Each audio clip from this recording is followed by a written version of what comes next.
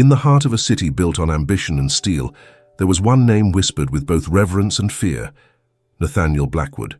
He wasn't just wealthy, he was legendary. Entire districts bore the mark of his empire, and his name alone could make governments hesitate and billionaires flinch. No one crossed him, no one dared. He was always surrounded by advisors, security, and silence. His face was rarely seen, but his shadow loomed over boardrooms and political halls alike. His decisions made headlines. His rivals vanished quietly. His influence was immeasurable. But Nathaniel wasn't born into power. He built it, brick by brick, deal by deal, heartache after heartache. And in that ascent, something in him hardened. Some said he forgot how to feel. Others said he simply chose not to. Either way, no one got close, not for decades, until the day his car broke down in front of a small, weathered bookstore, and he met someone who didn't care who he was. She didn't flinch, didn't flatter. She offered him a phone, a mug of coffee, and silence. Her name was Clara, and from that moment, something began to crack.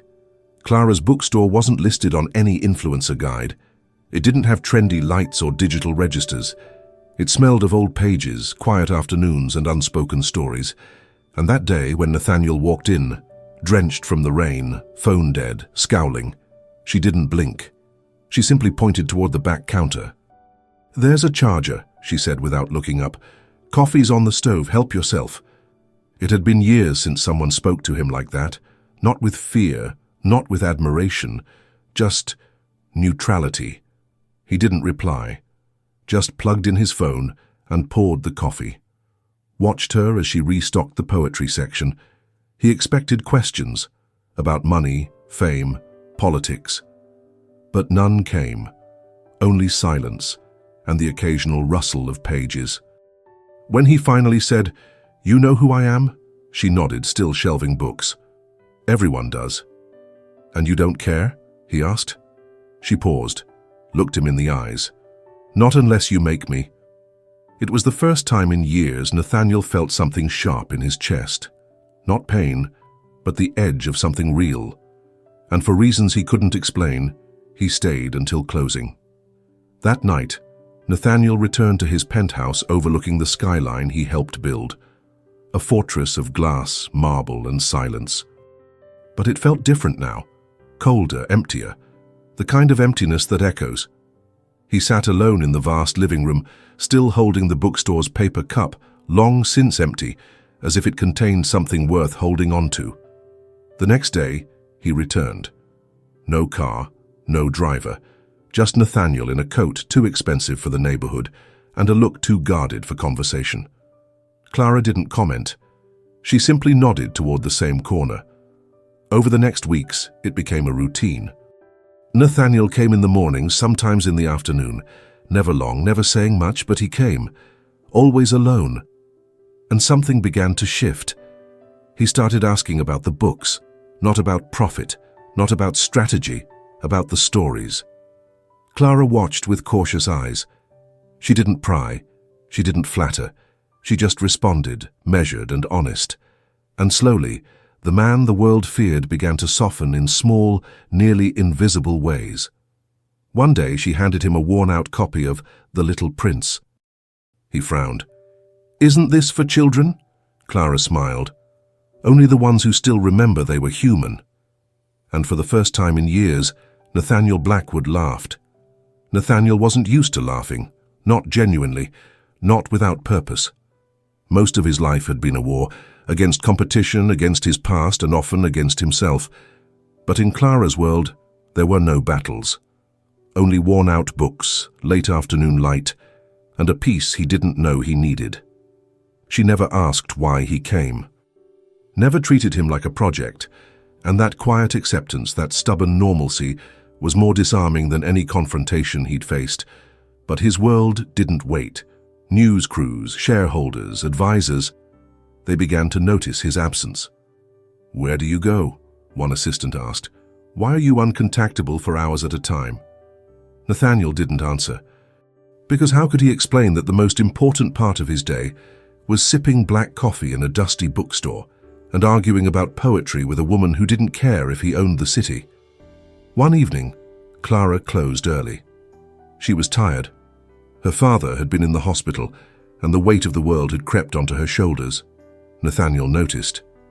"You're closing already?" he asked. She hesitated. "Life happens. Not everything is about business." Nathaniel nodded slowly. "No, it's not." Then, surprising even himself, he added, "Do you want help?" Clara looked at him, not as a billionaire, not as a mystery, just as a man, and she whispered, "No one's asked me that in years." That evening marked a quiet turning point. Nathaniel didn't just offer help, he stayed. He cleaned the front windows without being asked. He sorted a stack of books waiting to be shelved. He even fixed a squeaky hinge on the front door, using a pen from his own pocket. Clara said nothing, but something in her expression softened. It wasn't gratitude, not exactly. It was recognition, like watching a man slowly remembering who he used to be before the world taught him to wear armor. Days turned into weeks. The visits continued. They shared long silences, short arguments about literature, and occasional jokes that made Clara smile, and Nathaniel visibly relax. But one afternoon, Clara finally asked, "Why do you really come here?" Nathaniel took a long breath. "Because it's the only place where I don't feel like I'm performing, the only place where I'm not a weapon or a strategy." She nodded. "So you're hiding." He smiled. "Maybe I'm healing." They both stood in that moment, the air thick with a strange kind of intimacy, not romantic, not dramatic, just deeply human. And then, without looking at him, Clara said, "You know, one day you'll have to stop running, even from yourself." Nathaniel didn't respond. But that night he stared at his own reflection for longer than usual, not fixing his tie, just looking. Nathaniel's empire was still running, stock prices rising, mergers unfolding, articles speculating on his next move. But behind the curtain, something was unraveling, or perhaps unfolding. He began making changes, quiet ones, selling properties he no longer cared for, ending partnerships that drained him, even calling his estranged sister after nearly 2 decades of silence. The world called it a strategic realignment, but those who really knew him, all 2 of them, saw it for what it was, a man stepping out of his own shadow. Clara never asked about his past, but one day she found him standing alone in the shop, staring at a shelf of books about fathers and sons. She asked gently, "Was he cruel to you?" Nathaniel didn't flinch. He was worse. He was absent. And in that silence, something old and painful passed between them, not as a wound, but as a bridge. Clara reached out and placed a paperback in his hand. It was a memoir about grief. "You can't rewrite your childhood," she said, "but you can decide what kind of man you'll be from this page forward." Nathaniel turned the book over slowly. "I'm not sure I even know who that man is." Clara offered the smallest smile. "Then maybe it's time you met him." Nathaniel disappeared for 3 days. No messages, no visits. Clara didn't panic, but she noticed. The empty space he usually occupied by the window felt louder than usual. Still, she went about her work, not letting herself wonder too much. On the 4th morning, he returned, not in his usual designer coat, but in a plain jacket, carrying a cardboard box. Inside it, a handful of first edition novels, a worn family photo, and a small framed drawing clearly done by a child. "I've been cleaning out my life," he said simply. "Found things I hadn't looked at in years." Clara took the drawing. "Are your son?" Nathaniel shook his head. "My nephew. I used to be close with him, before I became someone who wasn't safe to love." He placed the photo on her counter. "I want to donate some books, real ones, from my home, to here." Clara blinked. "You want to leave part of yourself behind?" He nodded. "Only the parts worth remembering." That afternoon, they cleared a shelf together, the first ever marked Nathaniel's Corner. Nothing flashy, no plaque. Just a quiet collection of stories that meant something to a man rediscovering his own. And as they worked side by side, Clara realized something. She wasn't saving him. He was choosing to come back to himself, one page at a time. Word eventually got out. A photo leaked.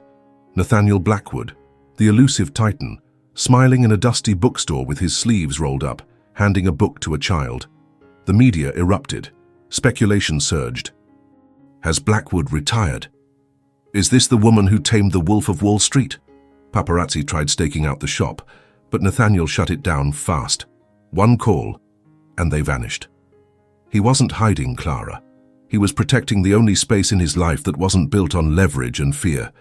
One evening they sat outside on an old bench behind the shop. The sun was setting, painting the alley in warm gold tones. Clara sipped tea.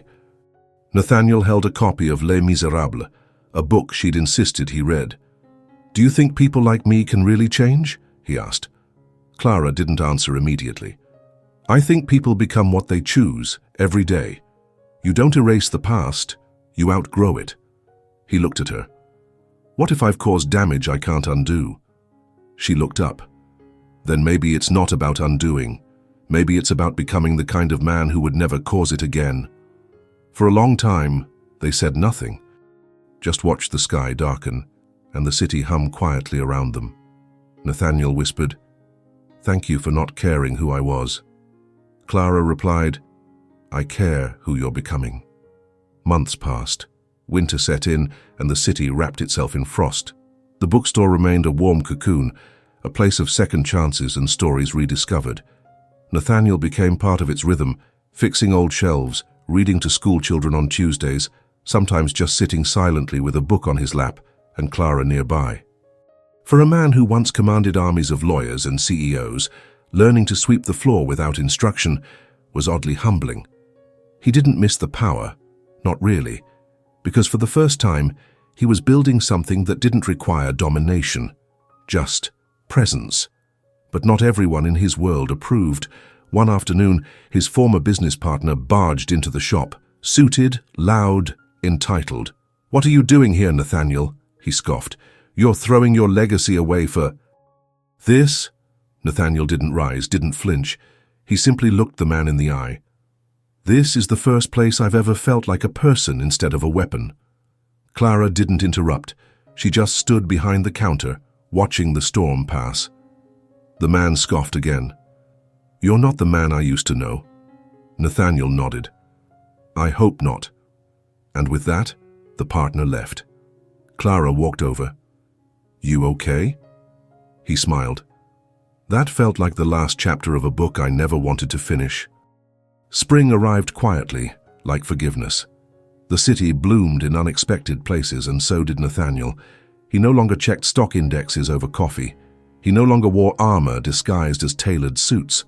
He lived slower, truer. The bookstore, once just a curiosity, had become home. Clara and Nathaniel never defined their bond. It wasn't romance in the traditional sense. It was something older, deeper, the kind of connection that didn't need to be named to be felt. One morning, Clara found a single sheet of paper resting on the counter. It was Nathaniel's handwriting, messy, uncertain, a letter. "I spent my life building things that made me untouchable," it began. "But none of it made me feel seen. You did that, just by being you. You reminded me that power means nothing if it's not rooted in kindness. I don't know where this journey leads next, but for the first time, I'm not afraid of the unknown. Thank you for handing me the pen when I thought the story was over." She held the letter close. No signature, no goodbye, just truth. But later that day, Nathaniel returned, with 2 coffees and a dog-eared copy of a book she'd once said she loved. He smiled. Turns out the story wasn't over, just turning the page. Nathaniel's transformation didn't come with applause. There were no headlines celebrating his shift, no dramatic documentaries outlining his redemption. It was quiet, intimate, built in the silence between moments, in the way he listened now, in the way he gave without being asked, in the way he allowed himself to feel. He started writing, not memos, not contracts, but journal entries, letters never sent, memories revisited with a gentleness he had never shown himself before. Clara encouraged it without pushing. Sometimes he read to her what he wrote. Other times, she found the pages tucked inside books he donated. One of them read, "I used to think love was a transaction. Now I see it's the courage to be known and not run." The bookstore began to change too. More people came. The shelves grew fuller. Clara, once reluctant to accept help, began sharing the workload. Together they hosted reading circles, poetry nights, even a small program for teens who needed a safe place to land. Nathaniel didn't take credit for any of it. He swept floors, made tea, listened more than he spoke. But his presence became the spine of it all, invisible, essential. One night as they closed the shop, Clara looked at him. "You've changed the way this place breathes." He smiled. "No, you just reminded me how to breathe in it." Nathaniel's past didn't vanish. It lingered like a shadow. Some days were harder. There were mornings when the weight of his former life pressed against his chest. Old instincts whispered, "Make a deal, control the room, don't show weakness." But then he'd hear laughter from the back room or the rustle of Clara organizing the poetry shelf, and the world would realign. One late afternoon, an envelope arrived at the shop. It was from a foundation, one of the many he had funded anonymously for years. Inside was a letter of recognition and an invitation to a gala honoring philanthropists of impact. Nathaniel handed the envelope to Clara. "Do you think I should go?" She read the letter and looked up. "Do you want to be seen by them or by yourself?" He thought for a moment. "I think I already am, right here." Instead of attending the gala, he used the evening to host a storytelling night at the bookstore. People shared raw, funny, heartbreaking pieces of their lives. And for the first time, Nathaniel shared too. A story about a boy who grew up afraid of being forgotten, and the man who nearly forgot himself chasing everything that didn't matter. When he finished, the room was still. Then came the applause, not for the billionaire he used to be, but for the human he had become. And Clara, standing in the back, clapped the longest. The seasons circled once more, and with them came an unspoken peace. Nathaniel no longer questioned whether he belonged in the world he now inhabited. He simply did. The bookstore had become a haven not just for others, but for himself. A sanctuary built not on silence and power, but on words and presence. His name still carried weight in corporate circles, but he rarely answered those calls. His empire could run without him, but this little corner of the world could not. One quiet Sunday, Clara handed him a wrapped box. "You've earned this," she said, eyes gleaming with mischief. Inside was a hand-bound notebook with his initials pressed into the leather. On the first page, she had written, "For the man who learned to write the story, he was afraid to live." Nathaniel didn't speak. He simply held the notebook like it was sacred, because in a way it was. That night he sat by the window, pen in hand. He began to write, not about business or success, but about kindness, about healing, about a bookstore and a woman who didn't care about his past. And somewhere in those pages, he began to understand that the most feared man in the city had finally become something far more powerful, someone free. Because the truth was never about being feared. The truth was about being seen, and loved anyway.